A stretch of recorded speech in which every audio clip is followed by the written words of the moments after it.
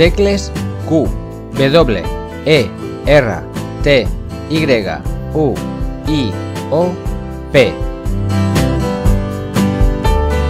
En aquest exercici aneu a aprendre a prémer correctament les tecles de la fila superior.